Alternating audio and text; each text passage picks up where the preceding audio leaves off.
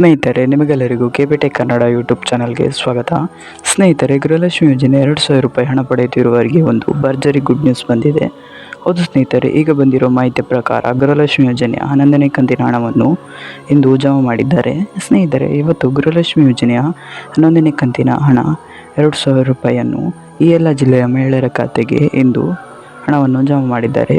ಇದರಲ್ಲಿ ನಿಮ್ಮ ಜಿಲ್ಲೆ ಇರಬಹುದು. ಹಾಗಾಗಿ ಈ ವಿಡಿಯೋನ ಸ್ಕಿಪ್ ಮಾಡದೆ ಕೊನೆ ತನಕ ನೋಡಿ. ನೀವೇನಾದರೂ ಈ ವಿಡಿಯೋನ ಸ್ಕಿಪ್ ಮಾಡಿ ನೋಡಿದರೆ ನಿಮಗೆ ಸಂಪೂರ್ಣವಾಗಿ ಮಾಹಿತಿ ಸಿಗುವುದಿಲ್ಲ. ಹಾಗಾಗಿ ವಿಡಿಯೋನ ಸ್ಕಿಪ್ ಮಾಡದೆ ಕೊನೆ ತನಕ ನೋಡಿ.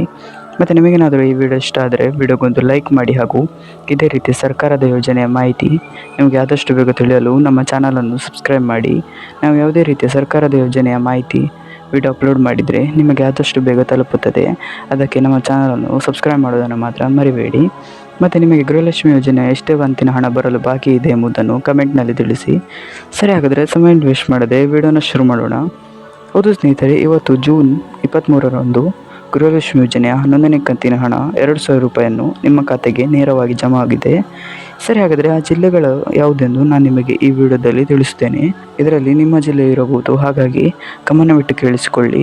ಆ ಜಿಲ್ಲೆಗಳು ಯಾವುದೆಂದರೆ ಬೆಂಗಳೂರು, ಮೈಸೂರು, ರಾಯಚೂರು, ಹಾವೇರಿ, ಚಾಮರಾಜನಗರ, ಹಾಸನ, ಬೆಳಗಾವಿ, ಉಡುಪಿ, ಕೊಡಗು, ಧಾರವಾಡ, ಗದಗ, ಉತ್ತರ ಕನ್ನಡ, ತುಮಕೂರು, ದಕ್ಷಿಣ ಕನ್ನಡ, ಈ ಎಲ್ಲ ಜಿಲ್ಲೆಗಳಲ್ಲಿ ಇಂದು 11ನೇ ಕಂತಿನ ಹಣ ಜಮಾ ಆಗುತ್ತಿದೆ.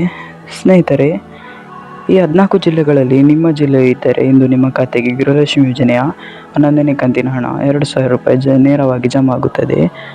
ಹಾಗಾಗಿ ಇವತ್ತು ಸಂಜೆ ಅಷ್ಟರಲ್ಲಿ ನಿಮ್ಮ ಖಾತೆಗೆ 11ನೇ ಕಂತಿನ ಹಣ 2,000 ರೂಪಾಯಿ ನೇರವಾಗಿ ಜಮಾ ಆಗುತ್ತದೆ. ಸ್ನೇಹಿತರೆ, ಇವತ್ತಿನ ವಿಡಿಯೋದಲ್ಲಿ ಇಷ್ಟೇ. ನಿಮಗೇನಾದರೂ ಈ ವಿಡಿಯೋ ಇಷ್ಟ ಆದರೆ ವಿಡಿಯೋಗೊಂದು ಲೈಕ್ ಮಾಡಿ, ಹಾಗೂ ಇದೇ ರೀತಿ ಸರ್ಕಾರದ ಯೋಜನೆಯ ಮಾಹಿತಿ ನಿಮಗೆ ಆದಷ್ಟು ಬೇಗ ತಿಳಿಯಲು ನಮ್ಮ ಚಾನಲನ್ನು ಸಬ್ಸ್ಕ್ರೈಬ್ ಮಾಡೋದನ್ನು ಮಾತ್ರ ಮರಿಬೇಡಿ. Thank you for watching this video.